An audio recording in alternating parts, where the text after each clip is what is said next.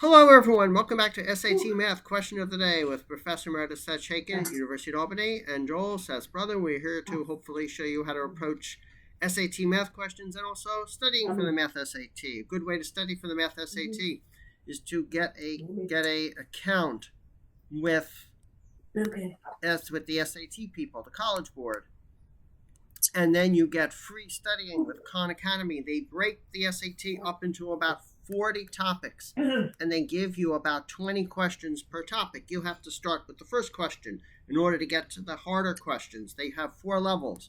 We're going to go through many of these questions, particularly on the higher levels. But for right angle trigonometry, we're going to be doing question 13 here because this is 3, but it's at the second level. Third level. And we are going to do this. So please try this problem yourself, pause it, and then we'll do it. We will finish it off. Okay, in the figure above, you have 2 triangles. They're lined up very nicely. They're similar. Which of the following is equal to the cosine of x? Aha, this thing, the cosine of x. So, I guess one way, that's right, corresponding signs. One way to approach this problem is to write the cosine of x 2 ways and then look and see what the right answer is, or just peruse the solutions and see. Okay, interrupt. Yeah. Do you see what I just wrote? Corresponding angles are equal as a consequence of the triangle. So forget about ratios. Yeah. X, the angle at x. Right. They call it x. Right. But it's what they really should have said is the angle at x. Okay. Is equal to the angle at r. That's right. And how do you know that? So how do you know that? What they're really asking for is the cosine of r. Right. That's because the responses are in terms of the RST triangle. Right. That's right. So all you do is you read off the ratio of the lengths of the sides. That is the definition of the cosine of the angle at r. Right. Yeah. So the cosine of that angle is equal to you take the length of the hypotenuse in the denominator and the the length of the side that's on the other side of the angle, the numerator. That's the answer. Okay. Well, that's typically called the adjacent. And then you pick RS over RT, and there you go. Right. So it would be this one. Right. Yeah. You didn't use the secret word adjacent. Most people call it adjacent, the side adjacent to the angle. But someone can also say, hey, this side's also adjacent. Yeah, right. Well, the way I remember it is I look at the angle, in the context of the circle. Yeah. Right. And this is the radius, the length of basically the projection of the radius vector onto the x-axis defines the cosine. Okay. And while we're at it, the other side, the edge opposite the angle defines what happened there. Right. But that's usually not. So I keep this in my mind. This is the basic ground truth about sines and cosines. Oh, what you need to do in your imagination is turn this figure over, flip it over. So, I do here is think of the circle. There are the axes. There's the radius.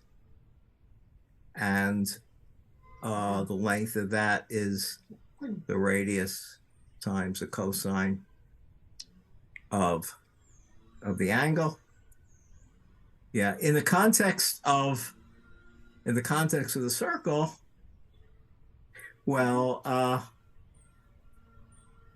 that dot would be a negative angle. Right. And so it's clear, if you compare the figure negative angle, the negative of an angle, well, the cosine of the negative of an angle is equal to the cosine of the angle. So that's a fact about cosines. The cosine of theta isn't change when you change the sine of the angle. Right. Yeah. Yeah. Right? So that's a very good geometric view Yeah. of this is the unit circle thing, which is usually done in advanced algebra 2. Right. Yeah. Well, how do they define cosine and don't they teach trig functions of angles and around the whole circle? No. No. No. No. No. No? No. Well, they Trig should. functions are first introduced in geometry, where they do not discuss this circle thing. They Well, talk they about should. ratios. They talk about flying a kite. They talk about the Yeah. problem of you have a kite, you're a kid or whatever, adult, whatever, you have a kite, very nice kite here, okay? Yeah. And you have 200 feet of string, that's your kite, and you know that it's going up at like a 38-degree Yeah. angle. Yeah. I know. But the thing is, why do they call it sine and cosine? Well, What's the origin of the word sine? um, I think the cosine isn't that what's called the No. First sine. What is sine? the origin Okay, of I the don't word know. I don't sine? know. I don't know. I don't know. It is. It's the same root as sinews, which are which are strings. They are the strings that are within animal and human bodies, the sinews, right? And in old times, the sinew was used to characterize when you have a bow and arrow. Okay. Here is a bow, and you put an arrow. You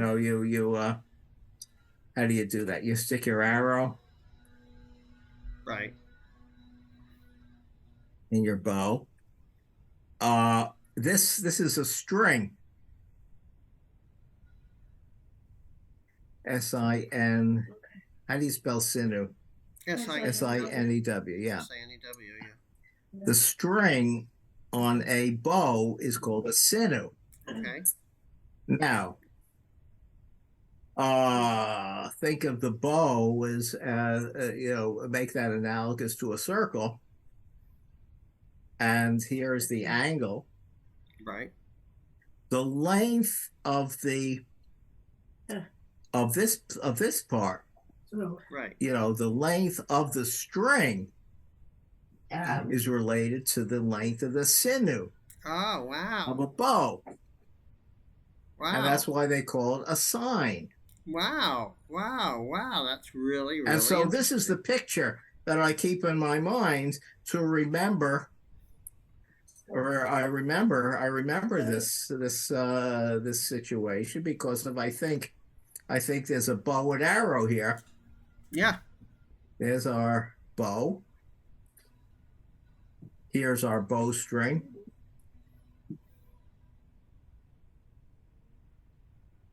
There's our bowstring. It is a sinew, and the length of the bowstring is related to the angle. Wow. Now, what they've perhaps originally, the sine was the entire length of the bowstring. Yeah. But nowadays they take it to be half of the length of the bowstring. Mm. Now, why do they call the other trig function the cosine? Well, it is the sine of the complement of the angle. Right. The complement of the angle, use blue, the complement of the angle comes from drawing Well, Uh, there's the this complement. axis. That's the complement to the angle. Yeah, this is the complement to the angle. Yes. And as we see, this blue line, which is the cosine times the radius, is the sine of the complement. Oh, wow. Yeah, so that leads to a lot of understanding. Yes. Yeah. Wow, that's really great. So, to our audience, if you want to nail the SAT, watch videos like this that teach understanding of stuff. Right. Yes, yes, that's important. When you're studying for the SAT, you want to try to not just do the questions, but understand the concepts Yeah. behind it. Unfortunately, in school, they don't teach all this stuff. No, they just give the definition and they say this is what you do. They don't teach what's behind. They don't teach anything. They just teach. What they teach. Calm down. Calm down. Yeah. Calm down. Yeah. Calm down. I think I learned. I think I first learned of this. I think I first learned of this when I looked up sine in a dictionary. Back day, they had dictionaries. Yeah. Now they're all online. So. Yeah. Yeah. Yeah. So, I mean, that's I forgot if it may well have also appeared in some math books I read. Yeah. Okay. Yeah. I mean, traditionally it's taught as a ratio. I also have a pet peeve about the way sine and cosine is taught. I think it should be taught. I mean, it's very useful to think of them as ratios of the different triangles, and it's sort of amazing that if you have a little baby, they're ratios of lengths of different line segments associated with triangles. They're not ratios of triangles. No. Okay, ratio of the sides of triangles. So if you have a little baby, the lengths of the sides of the triangle. Yes, ratio of the lengths and sides of a triangle. If you have a little baby 30-degree triangle and you have a huge 30-degree triangle, the ratio of the sides is the same. It's always 1 to 2. So if this is 0.1, then this is double that. This is 0.2. And if this is 30, then this is 60. And it's amazing, isn't it, that every single 30-degree triangle has the same ratio, and that 30-degree right triangle. Every 30-degree, Seth, I love the way you're correcting me, Seth. You're right. Every 30-degree right triangle has the same ratio of the side opposite the 30-degree triangle to the hypotenuse. Yeah. And one of the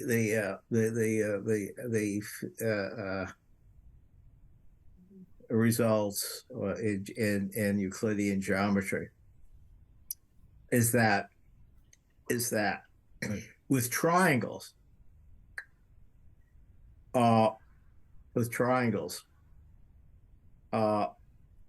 two triangles are similar if they have the same angles. Yeah. And another fact is that two triangles are similar if corresponding edges have lengths in the same ratio. That's right. So this characterization of similarity does not hold for pentagons, polygons with more sides than a triangle, like a rectangle, like quadrilaterals. Right. Yeah. Quadrilaterals are kind of floppy. Right. You could if you take four lengths for the four sides of a quadrilateral and you link them up, if they satisfy the triangle inequality, you can link them up, but it's kind of floppy. Well, why don't you the length of the sides of a quadrilateral do not determine the angles. Right. But for a triangle is a rather tight figure. The lengths of the sides do determine the angles. Right. Okay. And so the easy way to handle this problem is to recognize general properties of similarity of triangles in Right. that in that corresponding angles are equal Right. and corresponding edges are in the same ratio. So I have a big question for you. That we're going off on tangents, literally, which is sort of a pun. How did you know that angle X and angle R correspond? You just said that. How did you know that?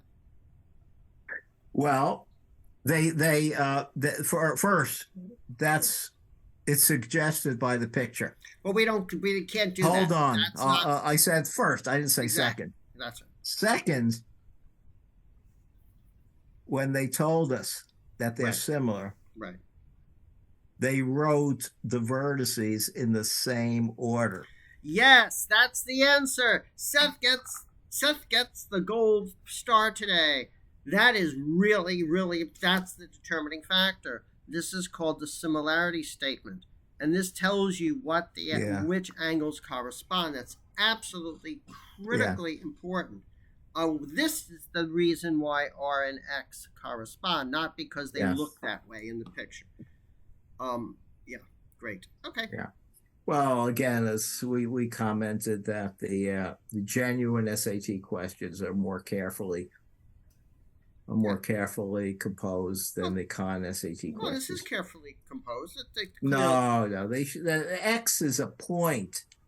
Oh, okay. So, okay, fine. Okay.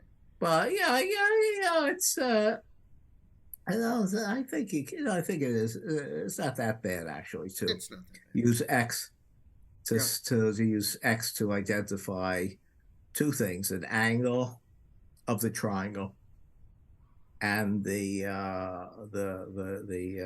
vertex of Yeah, the it's triangle. okay. You can let them go. You can let it go. Yeah. Okay, I have Yeah. another insight about this, but we're talking enough. So next time we do question 4 of this, I'll give you my thoughts about how to also deal with sine and cosine. But they are ratios of sides of right triangles. And whatever you do, the hypotenuse is the hypotenuse. The hypotenuse can never be what's called the adjacent. Have you heard of that thing, SOHCAHTOA? Is that a new thing, Seth? What? SOHCAHTOA. Where the word SOHCAHTOA, does that have any? When you do sine and cosine and then you hear the word SOHCAHTOA, can you make any relation between those two words? Which is like an Indian thing, SOHCAHTOA.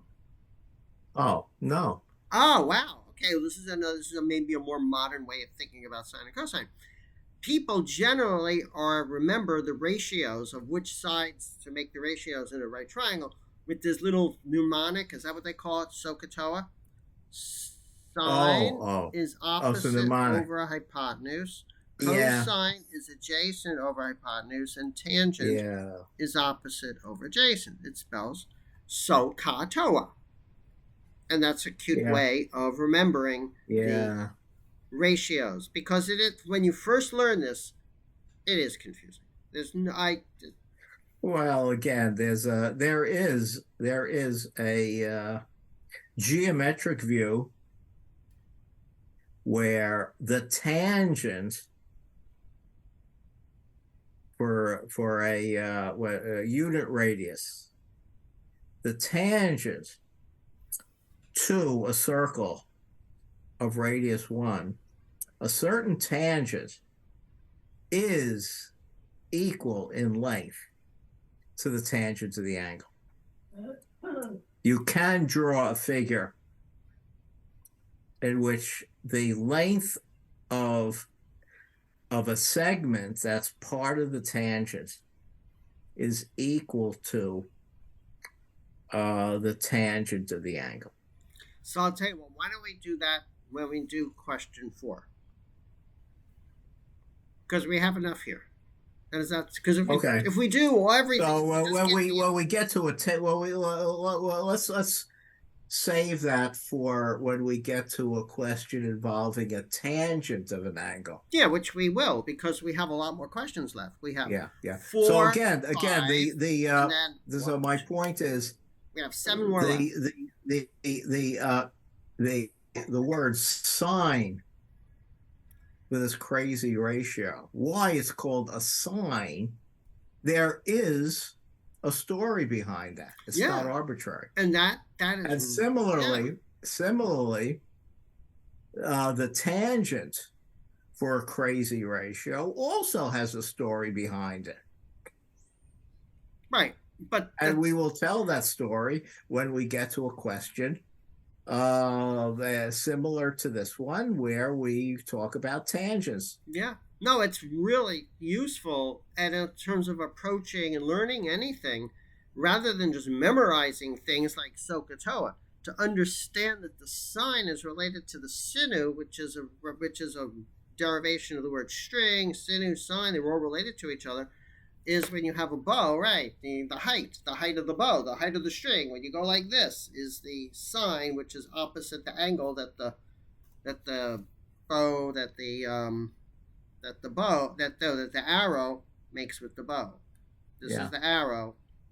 This yeah. is the bow. Of course, the situation with the with this is the geometry of the bow and arrow before the arrow is drawn. Yeah, Bow and arrow, and that's the yeah, angle.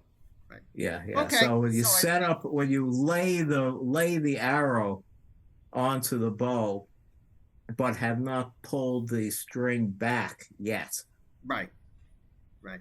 then the length of the bowstring, uh, is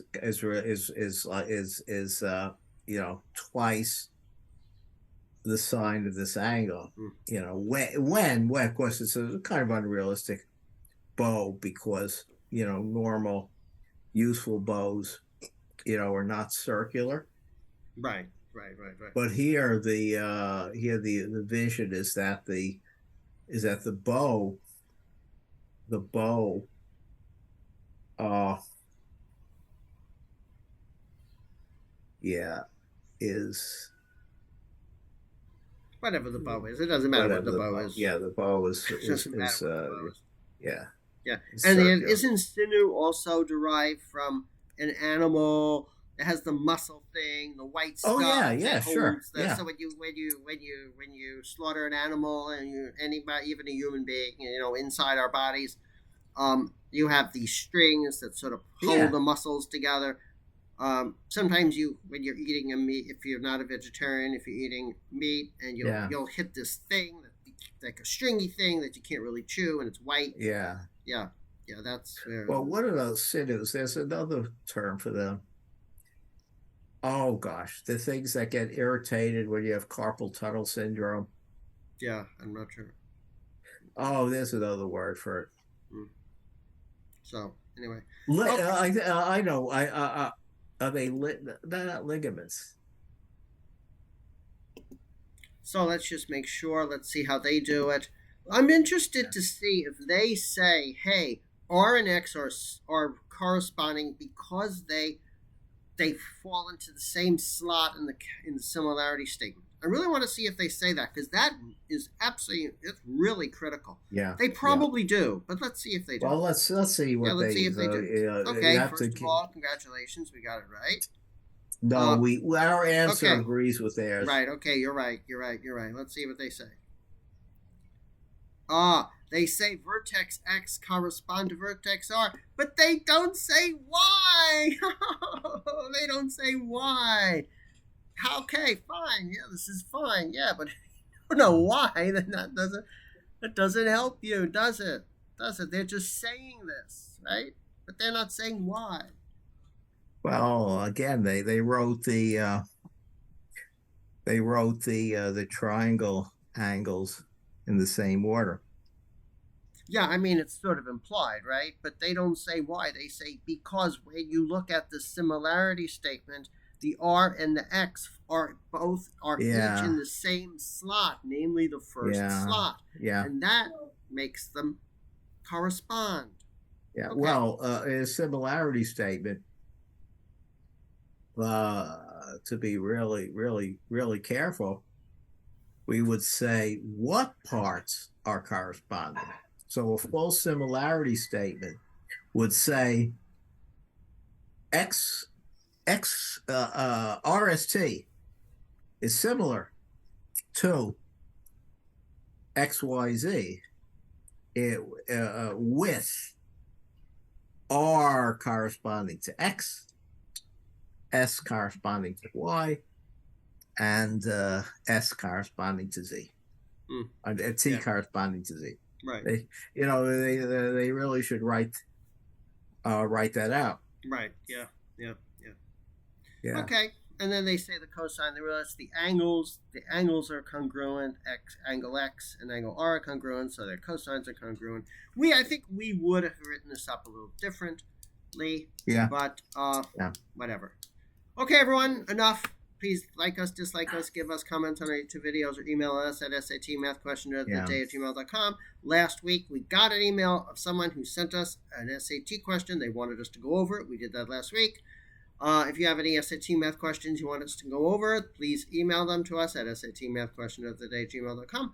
And we hope to see you probably not tomorrow, but we'll do Thursday. We'll try to do Thursday when we do Throwback Thursday.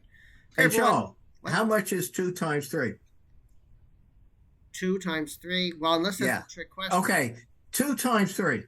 Is it equal to 5 or is it equal to 6? Okay, it's equal to 6. In our last video, I said it was equal to 5. Right, because we're human.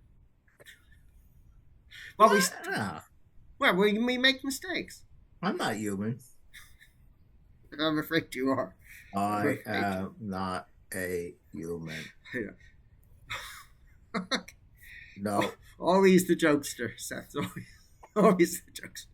I do not joke. I am not a human. You've been a computer science teacher too long. Okay. And a nice career as a computer science professor at University of Albany. Okay, everyone, have a great day. Enjoy the spring. And we'll see you probably on Thursday. Okay, everyone, take care.